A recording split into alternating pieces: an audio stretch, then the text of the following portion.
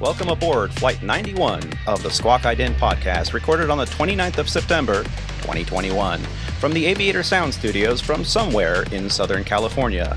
On today's flight, Captain Roger joins us, and we are excited to hear all about his recent jet-setting adventure. We also discuss how President Biden has tapped a retired airline captain to lead the U.S. mission to the International Civil Aviation Organization. We are also joined by a special guest today. The Squawk Ident crew and I will have the honor in speaking with an aviator whose journey is nothing shy of spectacular. He holds an MBA in Information Systems Management, a Master's in Military Arts and Sciences, and International Relations, to name just a few of his incredible list of academic achievements.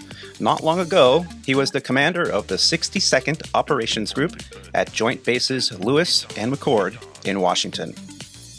That is where he ensured the combat readiness of approximately 700 active duty military and civilian personnel in 4 squadrons operating 48 C-17A Globemaster III aircraft. From his service to our country as an Air Force commander to his experiences as a civil 737 pilot at Domestic Air, Colonel Mark Fuhrmann will share his journey in aviation with us. All this and more aboard Flight 91 of the Squawk Ident podcast. One take. Well played. That's a first. Did you just do that in all one take? Holy crap. I'm not sure he even took a breath. Took a breath during that. He was so scared. It normally Usually takes we're like 3 takes. You were like, take 2, take 3, take 4. Season pro, man. Well done. All right. Now that our pre-flight is complete, let's get ready to push off the gate and start those virtual podcast engines. Flight 91 is officially underway. Assisting at the controls today is a superb aviator and Squawk Ident podcast co-host. He is a former international professional racquetball champion, a member of the 9G Club, an A&P and avionics tech and artsy aircraft commander, a boat skipper, a commercial drone operator, and currently an Airbus pilot for Legacy Airlines. The name we use here on the show is an alias to our employer, a U.S. mainline carrier. From his ranch, where his aircon is still on the fritz and the lightning strikes are striking hard. From somewhere in Flower Mound, Texas, help us in welcoming to the show our very own Rob D. Rob, how are you doing? What's up, Tony? Good to be back, man. Ready to get this show on the road. This is going to be a good one. Yes, it is. I got excited. We were talking a little bit earlier in the week about leadership. Some events have happened out on the flight line for myself, for all of us actually, and we were kind of contemplating what that means. And Rob, you called me and said, I got somebody we can talk to on the show. I was absolutely stoked. Yeah. So I'm looking forward to it. He's got a great story to share with us, and I'm sure our listeners will definitely appreciate it. Yeah. And, have you been flying much since the last show?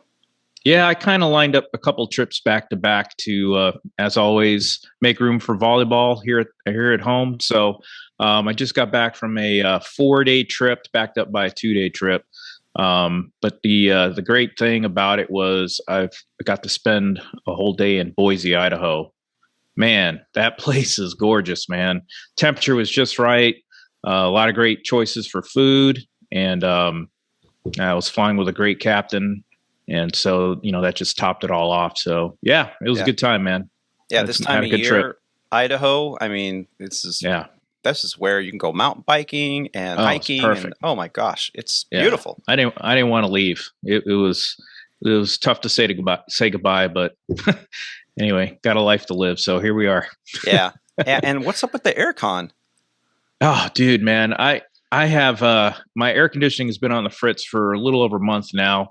What it comes down to is basically they had to order a part, and it's taken them a little while to get it. So finally, it's here. They're supposed to come in tomorrow and put it in, and we'll get some relief from this temperature and humidity. Although the temperature's gone down quite a bit over here. Luckily, I have 2 AC systems in this house, so the main living areas are cool and comfortable, but the kids' rooms upstairs are a little toasty and warm, and kind of feels like a sauna up there. So we've got them relocated down here to the spare bedroom, and they're okay. But I'd like to get that thing fixed because my podcast studio is upstairs, and I can't do it up there right now. So Yeah.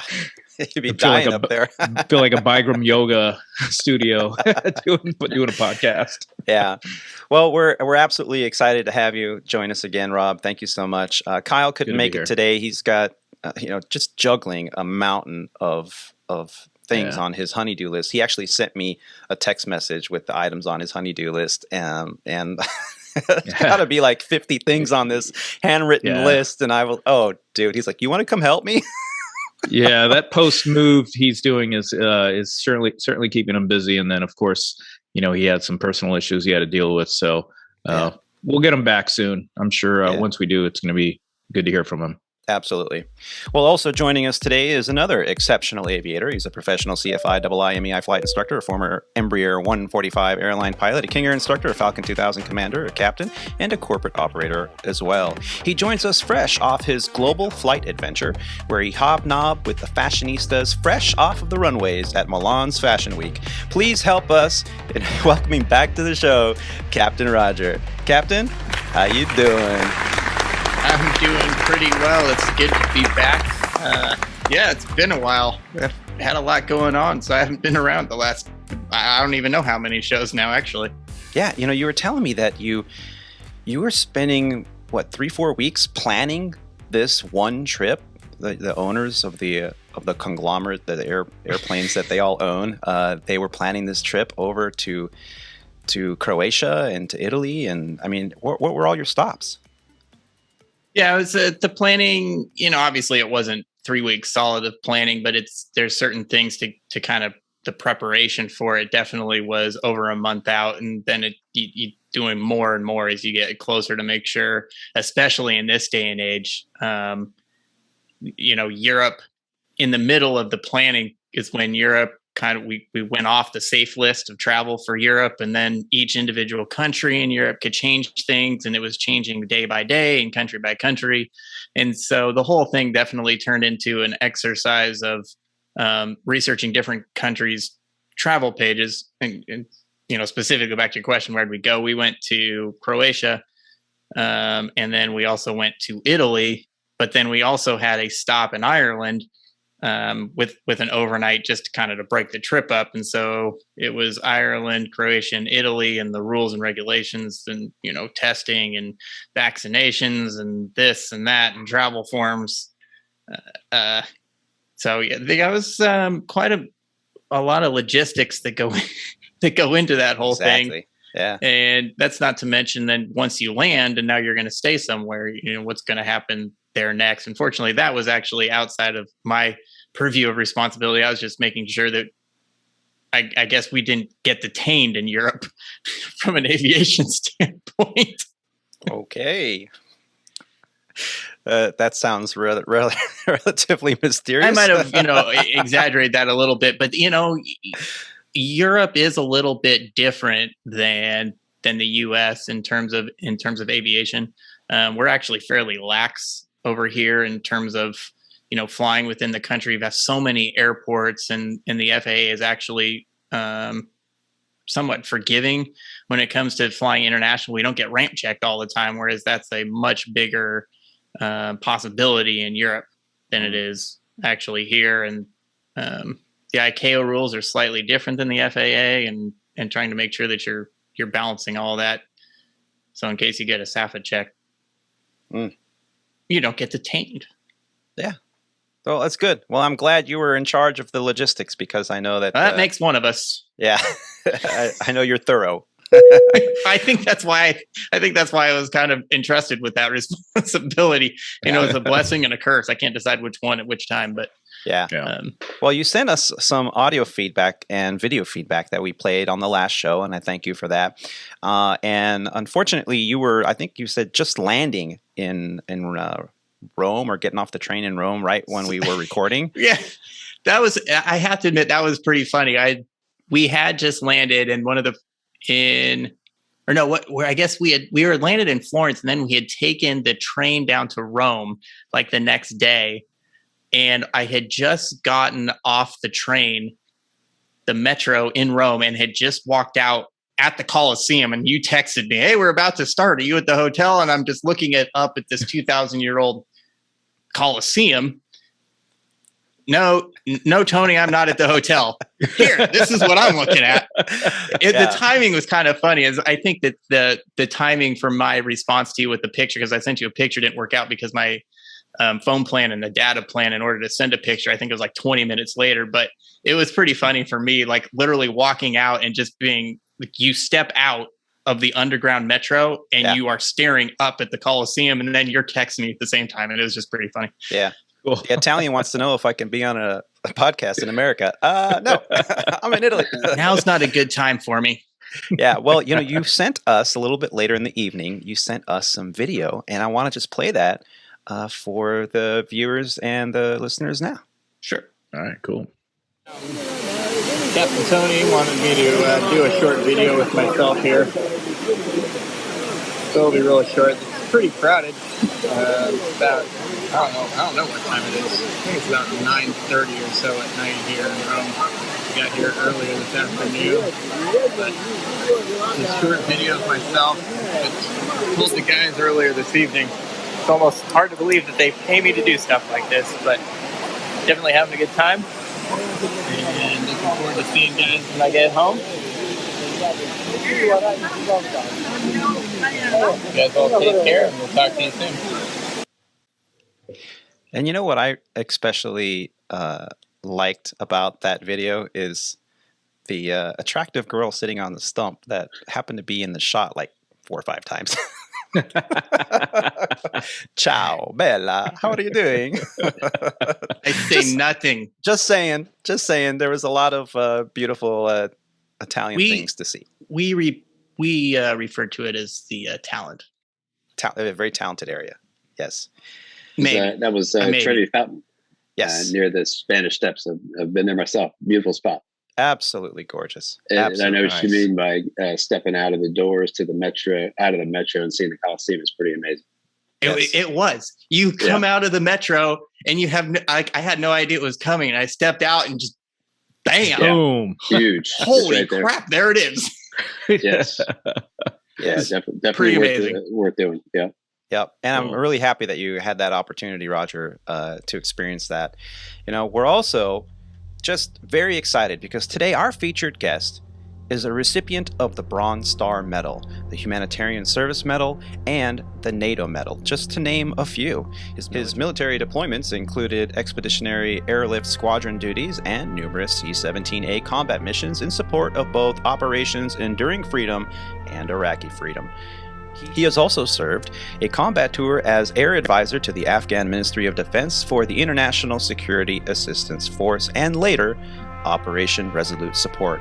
He currently is enjoying military retirement as a Boeing 737 pilot for an airline we here on the show like to call Domestic Air. Help us in welcoming to the show Colonel Mark Fuhrmann. Mark, it is a pleasure to have you, and thank you for your service. Thanks, Tony. Thanks for your support. So, I'm so excited to have you on the show because we were talking a little bit about leadership earlier in the week, and what a just better guest to help represent that. I was looking over some of your resume, really, your history and all your achievements and accolades, and I was like, oh my gosh, I was nervous. I was nervous to have you on, and I still am very nervous to have you on the show. So thank you so much for being here. Absolutely. It's a pleasure to be here. Yeah, thank you. So here on the show, we at Squawk Ident try to focus on the journey of today's aviator and all the varied backgrounds that the person next to you on the flight deck could have. I mean, you really, truly don't know who you're flying with and the battles that they've fought to get here into this career field, this fantastic career in aviation. And that's something that was always of interest to me. And to have you on, I'm looking forward to hearing about your journey. So let's get right into it. When did your aviation journey begin? Well, I grew up in a military family, so it's funny you mentioned Robbie earlier. We go way back, like you said. His dad was in the Navy. My dad was in the Air Force. And so that brought us to Newport, Rhode Island at the time. My dad was a career aviator. He was a navigator of the EV-66 during Vietnam, flew 100 combat missions, came back, went to pilot training, and then he flew the F-106 and transitioned to the F-15. And in those years that Robbie and I knew each other, I was watching him win those national racquetball championships you were talking about. We used to go down in there and destroy the racquetball court. This guy was hitting 160 mile an hour serves. So essentially we would play during the day until all the balls broke with my brother, Tom. And if we didn't break him, it was Robbie. But dude, I had to hit him that hard because you would run every ball down. So I had to hit it harder to get it by you. I had to run it down because I didn't know what I was doing on the court and be in a good position. So I'd have to dive to get a serve. But, so we kind of grew up together in that sense as, that's leading out of high school and into college. But interestingly, we probably had some influence about Robbie joining the military at the time, and so I would give that to my dad for myself, my brother, and Robbie. And of course, his dad was in the military too, so it would have been a positive influence. But 25 years later, it was Robbie that took on the role of helping me get into an airline. So it came full circle, and just a pretty cool experience all around. But we're happy with where we are now, I think. But we helped each other along the way.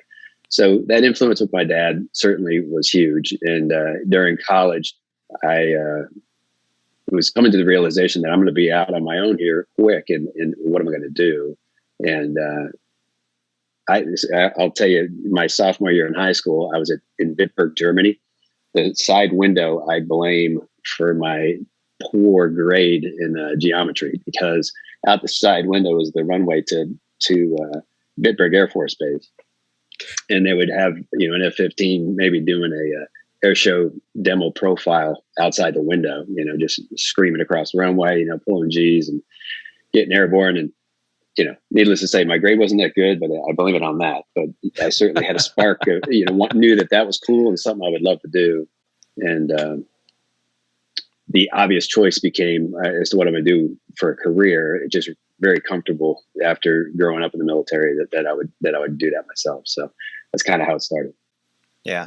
And so you progressed, through grade school, and you mentioned you were in Germany. Were you doing a lot of these living abroad assignments, or were you mainly in Germany for the growing up? We were. No, I was the cliche military high school student in that I had 4 high schools in 2 years from my junior to senior year. So, typically they say you don't want to leave your senior year. Well, I did that twice in my senior year alone. But I was in Fort Walton Beach, Florida. Dad assigned to Eglin Air Force Base at the time for 6 months of that. And then, I was there 2.5 years, but 6 months of my junior year. Then we moved to Rome, Italy. So there, to your experience in Rome, I got to see that same thing, walking out and seeing the Colosseum and the Trevi Fountain, the Spanish Steps and the forums. And, when I left Fort Walton Beach, I was thinking, I don't want to leave here. I'm in the, beach town with my friends and, high school, chasing girls, that kind of thing. Absolutely. So why would I want to leave? And at that point, I was thinking, why am I even taking a Spanish class? We speak English here. However, 2 days into Rome, Italy, I was in awe of what I was seeing, the history and everything. And I was very grateful that I had a very rudimentary understanding of Spanish, because I had to use that to claw and fight our way to some kind of understanding if I wanted to communicate with anybody. It was definitely an immersion. So got a huge respect for that. But Rome, Italy for 6 months. Then we were in Germany, Bitburg, and then Ramstein. So all around Europe, really. So it was fantastic. I wouldn't trade it. So, people say, oh my gosh, 4 high schools, 2 years. I wouldn't trade it. It was fantastic. Yeah, I can only imagine the experiences. You're a global jet setter, and you're still in high school. It's fantastic. Yeah, as a matter of fact, I didn't leave. I took courses at University of Maryland overseas because it was, in my mind, I was like, why would I go back to the United States right now? I'm living in Europe, so that's fantastic.